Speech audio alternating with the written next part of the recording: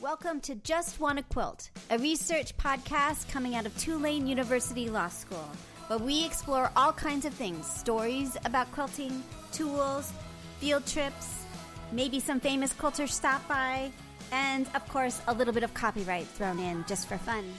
This is Elizabeth Townsend Guard, your host, and I'm a law professor at Tulane University Law School and a faculty fellow at the A.B.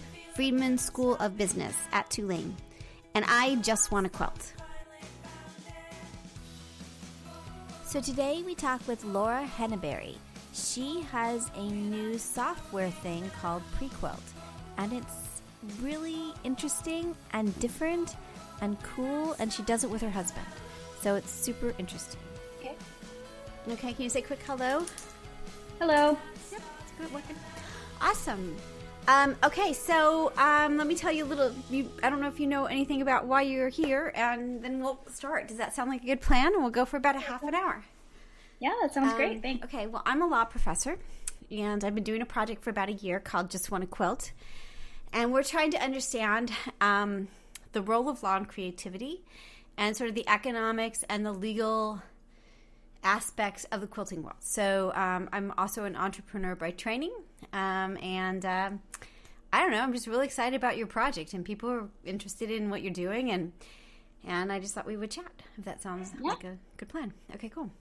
And then it's a podcast, so I started interviewing people, and they seemed interesting, so we put them up. And now we're getting like 5,000 listeners per day listening to the interviews we post. So wow, that's amazing. Yeah. So that's kind of where we're at. Okay, so we start with, let me get to your website. Let me get to Prequilt. So we start with the first question, which is really easy, which is tell me your name and where you're calling from. Okay, my name's Laura Henneberry, and I'm calling from Toronto, Canada. Ah, Canada. Mm-hmm. I did my doctoral research in Hamilton at McMaster. Oh, okay. Yeah. I was at UCLA, but the materials I had to use were there, so I fell in love with Canada. It's really great. Oh, yeah. Okay, and do you have any memory of someone sewing or quilting in your life? Yeah, well, not quilting, but my mother first introduced me to sewing, and I think the first thing I really remember making was clothes for my Barbies. She had this really amazing old machine that had a desk that it would flip up and down. I don't know what happened to it, but that I must have been probably 10 or 11 or 12 when I first started. Very cool. And so tell me a little bit about your quilting life now. And you made this really cool thing called Prequilt. So tell me a little bit about how that happened and sort of where you feel you live in this sort of quilting world. Mm-hmm. Okay, so I first started quilting probably back in 2011, but I've always been making things with textiles. So I went to OCAD, which is the Ontario College of Art and Design in Toronto. And I didn't really catch on until later. I had this habit of making everything out of textiles. But it wasn't until after I had my first son that I just wanted to get my hands back on making something. Yeah. And I took a class at the workroom called improv quilting, and that just got it all started. And when my kids were older and could be left alone with my husband more regularly, then I joined the guild in Toronto, and I just really started really enjoying that process of making again. And so Prequilt actually started as from my frustration. I was using Adobe Illustrator to try and kind of throw colors up for a quilt I was trying to launch a pattern for. And Gar kind of just like looked over my shoulder, and he's like, I could program that for you, and I could just make it, and we could work through like random colors and generate it. And so that's where the idea came from, and he built it. And so I think we had that conversation really early 2018, like right around this time, 2018. And then by July, the app was ready for the first coloring page for my quilt. The the circus tent quilt. Uh-huh. And then we just got really lucky because Abby found it from While She Naps. Uh-huh. So we launched July 11th Uh-huh. of 2018. And by July 24th, she had written a blog post. She's very clever. She's found us too. It's very funny. She like gets it all. She knows everything that's going on. It's very funny. And so did you find that once you're talking about Abby Glassenberg, right? Mm-hmm. Yeah. So did you find that once she noticed you that made a difference in terms of people finding what you are? And so just in case people are listening and they want to play or see what it is, the address is really simple. It's just prequilt.com, prequiltsingular.com, right? Yeah. Yep. All right. Exactly. So did it matter that Abby found you? Oh, definitely. We just felt so grateful that she found us because we were, I was just thinking, oh, I'll get this. My friends will know about it, and we'll putter out. Yeah. But we had such a huge uptake from that, and then it started really the snowball rolling. Which without that, I'm not really sure how far along we would be, and at least having people know about it. Yeah. So she's tell a me great pollinator. Yeah, she is. So tell me a little bit about what Prequilt is. It's an app, right? And it does what? I'm looking at it right now. Yep, no problem. So the idea behind it is there's really two sides of it. So the one side is we have been collaborating with independent quilt designers to make a digital coloring book or a coloring page for their quilt pattern.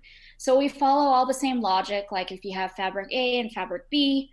So we follow the logic where if you change the color of fabric A, all of the colors of fabric A will change as well. Mm-hmm. So what it really is, because we found that a lot of people have like this wall where they can envision this beautiful quilt, but the way that it's on the pattern, right? Yeah. And it's a leap of faith to start cutting up different fabric. Right, it is. It really is. It's stressful, isn't it? I find it very stressful. Like, is this gonna really work? And you don't know. Exactly. Right. And you've been storing this fabric, and it's like your favorite fabric, and you never want to cut into it. Right. So it was really kind of working through how can we encourage people, or how can we make them feel like confident, like this is what I want, and I feel really excited about it, and now I'm going to cut into this fabric because I feel confident about what it's going to look like. So that's one side of it, and the second side, which was initially the thing that we really wanted to work towards, was creating a design application for anybody, not just designers, not just independent designers, but anybody to be able to take an idea and visualize it digitally so that they could feel confident about, okay, now I'm ready to start making this quilt. Right. So that's a little bit slower because it's a lot harder to develop, and Gar's in there with the code, and he has to also understand the logic behind making a quilt so that he can program through it. Right. And so that's been really great because we've had, I'm just so grateful for the community that we have built up. I have some really excellent friends at the Guild, and they'll just test it out and then give me really rich feedback on, well, this was great, but this was a stumbling block. Mm-hmm. And I find that my design background from OCAD has been really helpful because, so I studied industrial design at OCAD, and we weren't only about products. So I learned it was a great education on thinking through creative problem solving, starting with an idea, doing the research, testing it, prototyping it, making it, and going back and back and back until you have this final product. Yeah. And so I've been able to apply that to building this application as well. I love it. Now, is your goal, like, what's interesting about it is you've got the shop, and so you can buy a particular pattern, and then the coloring pages, you can play with that pattern to see if you like it or not. And you've used Kona colors. Tell me about that part of it, that you have. Do the Kona colors match the fabric? Like, are you do you think you'll ever expand to having all of those Kona fabrics so you could buy a kit of what you're doing? Or so what's the business plan, I guess, going forward with this?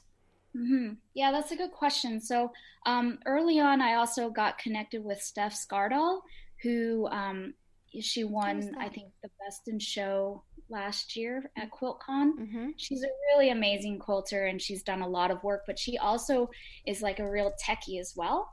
So she collaborated, or she pulled all the data and created this big library of digital color swatches for all the major fabric companies. So there's Kona, there's Free Spirit. We had only had Free Spirit at the time when we launched. And so she gave us the library, and she's like, use it in Prequilt. And so it was really this great collaboration and using different assets from other people as well. Hugely nice, right?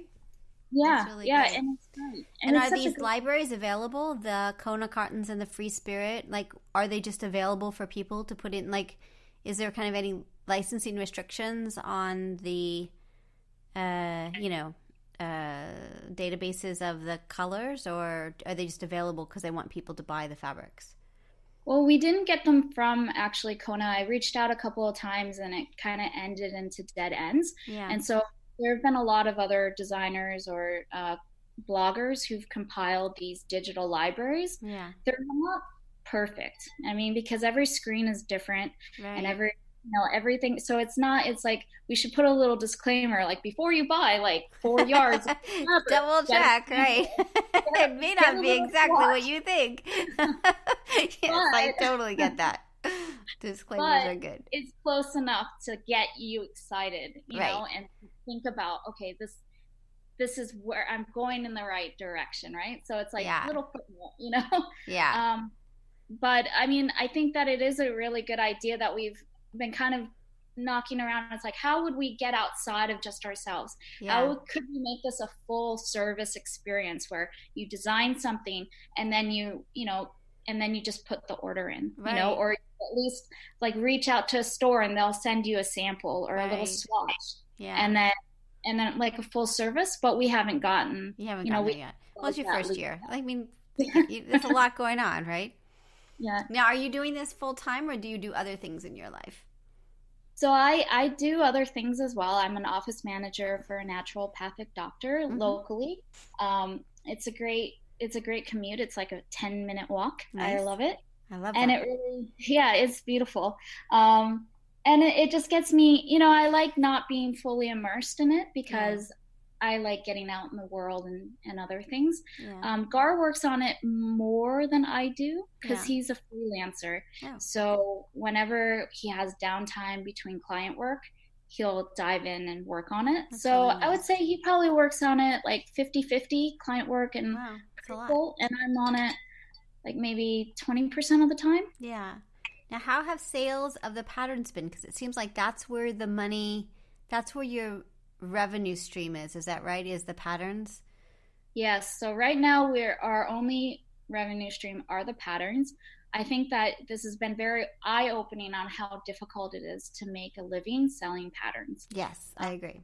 I totally agree. I think that it's really hard for a lot of reasons. But yes, I think so. I think having done this thing for a year now, it seems like kits and consumables and things that you need, tools, patterns seem the hardest way to make a living, I think. Yeah? Yeah, I would agree. Yeah. And we want to support the amazing talent that's there by, you know, keeping certain things behind a paywall. Like, you know, you don't know how much fabric you need, or you don't know how to make the actual pattern. Yeah.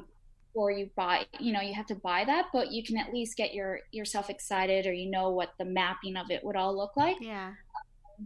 But we are hoping to get the platform on the application side, the design application side, up to a point where we could do a subscription or a membership where you design your own things and save it. Yeah, that's a great idea. That way that they'll have it. Yeah, that makes a lot of sense. Now, in terms of the patterns, do you have like contracts or relationships with the designers? Sort of how have you gone about, and then how do you do a revenue split on that part of it? So we're really transparent with the design collaborators who we've worked with. So what we do is we take a consignment fee. So because digital, we're really aware of it. Like it's a real like trust situation, because if somebody gives you a digital pattern, Right. if I was somebody sneaky, I could sell all the digital patterns and not, or give them away and not there's no trail. So I think what we've been doing is as close as we can get to ultimate transparency. And so GAR is programmed in what's called a webhook. So anytime we make a sale through Shopify, the designer will get the same email that we get, or very similar email that we get, with the name of the pattern, the date, the Shopify transaction number, all of those things. And so that's about as close as like they find out in real time every time they make a sale. Really great. And I do a monthly report then as well. And send it out. And so why did you choose Shopify? We're looking at different shopping things. So I'm really interested, particularly with the coding background and who you all are. Why Shopify? Why'd you like that one? Well, we actually started with Stripe first. So my initial pattern, we were using Stripe, and it just took so long for GAR to program it, build it, and we couldn't see it as a really scalable. So Shopify, what we liked, first of all, they're Canadian. They have a big office here in Toronto. So that's good. Pretty local. For Canada. All right. Well, we got to get that one. That's important. But also, it's just easy. I could do a lot of the. It's made for everyone just to be able to do it. You don't have to have a programming background per se. Do you have just the digital? Don't they have one that's digital downloads? Is that what you're focused on? Since you're focused on, are you doing paper patterns too, or just digital? Just on yours, right? Yeah, because I did a short run of them, and I approached some of the local stores. But I think that from now on, I'm just going to do digital. It was a nice, I like it. And I have the capabilities of creating the printed pattern, but they are harder to sell, and they're really hard for the shops to sell as well. So, yeah. Interesting. Well, I love your pattern. It's really cute. It's Circus Tent. I have it up right now. Thank you. And what's so interesting is I so get why you're doing it as a way to play with the design, because you play with color in a really interesting way in this one. So because of your design background, of course you want a tool that will allow you to play with the color and sort of play and do it. Now, I have heard that a very big company that does software is out of business. Have you heard that? Have you heard about that? I did hear that, and I kind of was like, oh, tell me more, from the person who told me, but I haven't heard much more. And I looked on the website, and I haven't seen anything public. I know, it's weird. And where is Abby? She doesn't know yet, I guess. So, so I think Quilt Pro is the company, and I think they have quietly closed their doors so that nobody seems to know that they have. When you go to their website, it doesn't look like they've closed it. So does that how does that make you? Do you feel like there's are you guys similar to that program? Are you different? Do you feel like there's an opportunity here because a major company is sort of calling it quits? What are your thoughts about that, with that happening? Because then there's not a lot of, there's EQ, which is a huge program, but there's not a lot out there then. Yeah. Well, I don't know. That's a really tough one, because I think what we've kind of just been doing is focusing on what would we like it to be. And the things that make us different from Quilt Pro and EQ8 is that we're completely on the internet. So it's all web-based. Eventually, one of the things we want to get to is when you can use it offline, so you don't need the internet. Yeah. But because we're a two-person team, we can move very quickly, and we can pivot very quickly. Yeah. So, people send us feedback. Yeah. And we can do it. So I don't know. I think it is really interesting, because I'd love to know, where did they hit their speed bumps? What was it that made them decide to close their doors? Right. It makes you kind of weirded out. Well, what happened? Right? Yeah. Was it did it get too expensive? Did they have too much overhead? all of those things. What I heard from a source I can't say is it had really nothing to do with the software. Okay. Mm-hmm. That it was just a big company deciding to kill part of their company. You know what I mean? Like they just didn't see it. They didn't want to spend time on it, which made everybody really sad. Mm-hmm. That it didn't have anything to, like big companies do, right? We've been part of one of that. We've been in that situation where we were like a teeny tiny company working with a big company, and then the big company gets sold. That part of that division got sold off, and we were like, "Well, what about us?" So I think it was more that than anything. From what I've heard, it didn't have anything to do logically with the any of that. So then what happens to that software? I don't know, because there's a lot of resources that have gone into it that are suddenly just going to be there's so much waste, all that effort and hard work suddenly gone, And then all the people who are associated with it and have kind of made that community. What happens to that, Exactly. Mm-hmm. All right, so tell me a little bit about the design part of it. So you can go to, I am here, and I'm not sure how to use it. Can I use it on a Mac, and does it have to be in a particular browser? That would be my first question. Can I? So Chrome works best. Okay, let me try it in Chrome, because Safari works worst. I think, no matter what you do, it's like every time I have a problem, people are like, well, what browser are you working in? It's always Safari, and it's always, because my husband and I share this computer, and so we have different browsers so we don't mess each other up, and so Yeah. I think also Internet Explorer, from my husband's point of view as a developer, it's always like everything works fine until you get to Internet Explorer. Totally. I get that too. Throw in the towel. We did some software development in my other life, and I was just like, it was the worst. There's just so many problems, and just all of it is really hard. Okay. So and it's always like, why does anybody still use this? Can't we just... Exactly. Not designed for this. Exactly. Okay, so I'm putting it in a different browser, so hold on just a second. Okay, so start a new design. So tell me what I do exactly. So you've got drunk path, flying geese, half square triangles, and rail fence. Yeah. And I can make a custom block too? Yeah. Yep. So we'll start with the easy peasy version. So if you click on the top left, right between the 1 and the 1 on the grid, if you click on that infinity symbol. All right, hold on. Yeah, click on what I can do. Hold on just a second. Our house and it's Saturday. It's been a long week, so let me see. I'm like, even the desktop is messy right now. Hold on. I was gonna share my screen, but then I was like, oh my gosh, it's too messy. I could share my screen if you like. Yeah, do that. Share your screen. Show us how to show me how it goes. Okay. And do you see it? Yeah. Okay. So this right here, this infinity symbol, will select all of the... Nice. Okay. Okay, I think it's just a delay. So it selects all of that, and then you can just take the flying geese and apply it. Nice. So, and you put it all in. Yeah. We have a randomize feature where you can just mix the block up or change the colors. So you can mix up the colors. So for example, you just click on the randomize, and what's kind of fun about that is you kind of find some really surprising combinations of colors. And all of these things can be controlled, like manually controlled as well.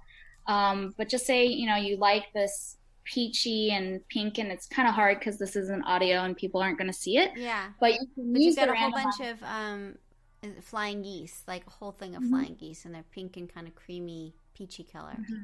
Yep. Okay. And so I can go in here and just say I want to make just this flying geese quilt. And now I can also download the image, and then it'll download a PNG of this design. And so I could use this as a map for, okay, this is what I want. And obviously for this quilt, you probably don't need an actual picture of it, but just in case you did, that's what would pop up.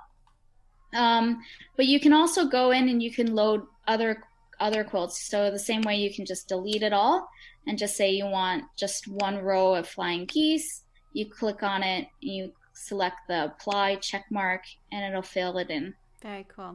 Now, right now it doesn't have sizing. You can't make it bigger. Each of them goes into the square, the whatever the square is. You can't like make it over a whole bunch of squares. Is that right yet? Am I wrong? You could do what you can do is you can right click and resize the column. So our next step is we want to get this into quarter inches, actual measurements beyond pixels. Yeah. But just say you wanted bigger blocks, you could put 220 or 200 double the width of the column. Yeah. And you would just do it the same for the row, and it would change the row as well. But you could even keep one long and one skinny if you wanted to. Exactly. Interesting. You can also add more rows, take rows out. So this is a recent thing that Gar's worked on. Nice. So from here, you can play with scale. Right. As well. So there's a lot of usability behind it. One of the things that we're trying to work on is better communicating what the application can do. It's hard. Oh my gosh, that's the hardest part. Like we built this software program, and then it's like, well, it does all this great functionality, but how do you explain that to people? And teaching people how to do it is really hard too, because they just get all like, I don't know, if it's not super simple, they get freaked out about having to learn stuff. Yeah, totally. And I think it's also, we're so familiar with it, or especially, and I think it's kind of nice because Gar's deep diving into this all the time. Yeah. And so he thinks that everybody understands it the way he does. But I'm so with him on that. This is just so hard, right? It's very hard because you're like, how could you not see it? It's so obvious. It makes perfect sense. Exactly. So it's like I become a very quick litmus test because it's like, well, I understand what you're trying to do, but I don't understand it, or I do understand it. Right. How can we make it more intuitive? And that's our goal, is this whole thing. We want it to just be really intuitive. So even the way that we can resize the columns and rows, we were inspired by Excel and Google Sheets. It's how easy you can just resize things. So, I mean, we're not there yet. We know that there's a lot of work that needs to be done, and we're always tweaking things. It's just there's always more work, right? I mean, that's the thing. And then you think of something, you're like, I know, I want inches. And then it's just so much work to get to where you need it to go. It's not easy. Nothing's easy. Especially I keep telling Gar, I was like, we need on-point blocks. We need diagonal blocks, diagonal. He's like, I know, but it's not that easy. Right. Yeah. So interesting.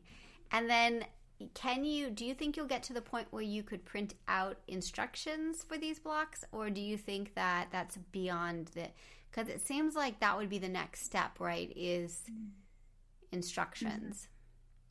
Yeah, so I'm not sure, because after having gone through writing my own pattern for the circus tent, I don't know how it would be automated, but that is one of Gar's ultimate dreams and goals, is that I think it is possible if you're working with preloaded, pre-designed blocks. So for example, the flying geese. I think so. I could see that too, because you can write the instruction for the flying geese one time and then modify it depending on the size and the number. That seems like that seems like a computer could handle it. But if I make some weird block and put it in there, that's a lot more challenging, I would imagine. Yeah, exactly. Like I can show you the custom block maker as well. So yeah, let's do that. If you open up, make a custom block, which is in the top left corner, it'll open up what we call the block editor. Oh, cool. And it comes preloaded with shapes as well. And so you can alter these shapes. So I just loaded in a really skinny triangle, and I can just resize it. Oh, cool. And I can recolor it. Nice. We also have color tags. Kind of the same tagging system, so you can make it the same as different background colors or foreground colors, which is probably more of an advanced feature, but it's really handy if you create all these blocks and then you're like, I don't like this pink and I want to change it on everything that has this pink. I want to do it in one button. You can do that as long as you build it with some logic. So for example, if I design this block, which is not standard at all, right, I don't know how that would we would write instructions. Yeah, I for agree. that. I think that would be really hard. I mean, I'm sure you can, but still, Yeah, it'd be really hard. Be the really mind hard. bender. Can you go back and show me the Conan?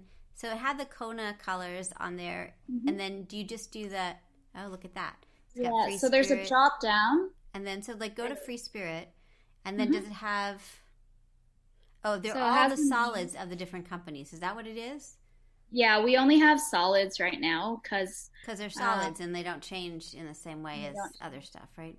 Yeah, I don't think we have the manpower right now to keep up with all the different seasonal designs of That'd be a all lot. the. Yeah, we would like it to be like, just say you want to build your stash and you want to save it. We would like to be able to get to that point. Yeah. But I don't, in the hierarchy of desires, which comes first. Yeah. So right now we're just sticking with solids. Hi, Del. Hold on just a sec. Yeah. Yeah, we're almost done. No, I just want to tell you, I think I figured out Sky birthday stuff. I just remind me to tell you that Okay, after, cool. 'cause I think We're almost done. I got it figured out. Okay, fabulous. Sorry, It's okay. I knew I was going to forget it. That's I just cool. wanted No problem. to tell you that. Okay. All right, I'm getting ready. Okay, cool. I'll be off in just 2 or 3 minutes. Sorry. That's okay. That's why we're not live, because we could just cut that out. That's my kid. I was like, Lauren, take them out of the house today. Yeah. Do you have, and you said that that's part of why you started quilting. How many kids do you have? I have two boys. They're 5 and 7. Oh my goodness, that's a lot. And I It's make fun. them. Yeah, it's really nice. And I mean, I love making quilts, and so, it's nice to give them away. Yeah. That's what I do with most of them. I find nobody really wants to spend, $400 or $500 on a Right. quilt, which is not my intent. Like, I'm not wanting to make them to sell them, but Yeah. I also don't want like 30 quilts in my house. So Yeah. it's So- nice to give them away. I have 2 questions. First, do you have any of your designers using your software to create their patterns yet? No, not yet. So I think one of the things that's tough about the sales for the patterns is that everybody except for myself and Rebecca Burnett, who is one of my good friends locally from the Quilt Guild, all the patterns are second release. Like, they've already done their big launch. Yeah. The designers have really kind of gotten all their loyal followers to already buy the pattern. Yeah. And so this is really just like a second wave Got it. of That's okay, fun, this person right? didn't know about me, and now I'm going to be able to have a new audience. And I Yeah. think that that's one of the values we provide. However, it's also very hard to, make a killing on patterns if most of the people who want it have already bought it through the designer. But Yeah. I understand that, right? It's really hard to make money off selling patterns. So as a first wave design, on your first wave, you're going to want to make as much of that without So cutting now, if anybody somebody's else. out there listening, this is kind of related. If somebody's out there listening and saying, "Hey, I want to create a pattern and sell it at your place," like I want to use your software and then create a pattern, is there a possibility to do that, or sort of what do you see about kind of user-generated patterns that they want to then sell at your space? Because it won't have the directions. That's the problem, right? It will just be an image that doesn't have directions. So Yeah, we'll still need the designers to write the instructions. yeah, And so I think, that's why it is still kind of in this, I don't know, that's a really good question, because I think we did have somebody approach us about, and I was tinkering with this idea of like, oh, maybe I would write the patterns for people, or maybe that could be a service or a value that we provide. yeah, Then when I was looking back on the actual, like, it broke it down, I was like, it's actually not very cost effective yeah, for us to do that. But we would, by all means, give people tips. But it like, seems like I have to say, okay, so my entrepreneurship hat is on, and this is totally for totally making more work for you. But it seems like if you can figure out what the little instructions are for that, then when they did put it together, if you could, I think it's sort of another iteration, because if I made, as I was playing, I made a terrible design.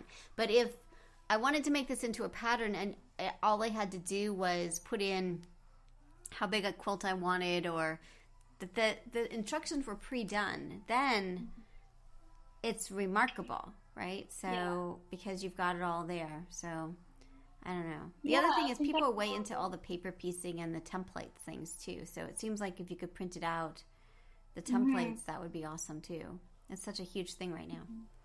You know? Yeah, it is. I mean, I think that's the really fun part of Prequilt is that, you know, it really, we could do so much. It's really about what can we do now, and that will set us up for success for different collaborations or different uses, and what are all the services that we can provide. So, yeah, I'm heading to QuiltCon. Oh, you are? I'll be there. I'm teaching there. Yeah. Oh, yeah? Yeah. Oh, that's amazing. Yeah. I didn't know that.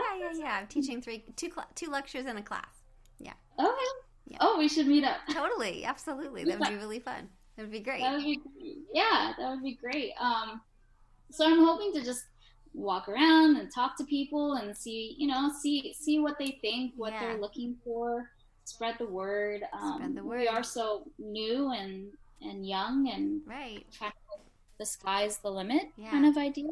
I love it. I can't wait to watch you grow. This is so cool. Well, we're going to be like 2018 was the year. So we started, and Kristen Esser started her podcast, and now she's got this hand quilting thing going, and your thing. I'm like, it's just a cool year to start a new project. So we talked about a few other things. We talked a little bit about trademark and Canada, but we want to keep that part a bit private. So we're going to end the conversation now. We also saw Laura at QuiltCon, which was awesome. When I saw her, I was like overwhelmed by everything and couldn't remember my own name. But it was awesome. She's awesome. I can't wait to watch her company grow. There's just more on the horizon for Laura. So Prequilt is the company, and again, it's a software a software thing online. Also, you can buy patterns there. So you've been listening to Just Wanna Quilt, a research podcast coming out of Tulane University Law School, and I'm Elizabeth Townsend-Gard. If you like this podcast, keep listening. Also, we have a Facebook group. Come join us. We talk about a lot of things. We also have an Instagram account. And of course, most importantly, I really hope you get a chance to quilt today.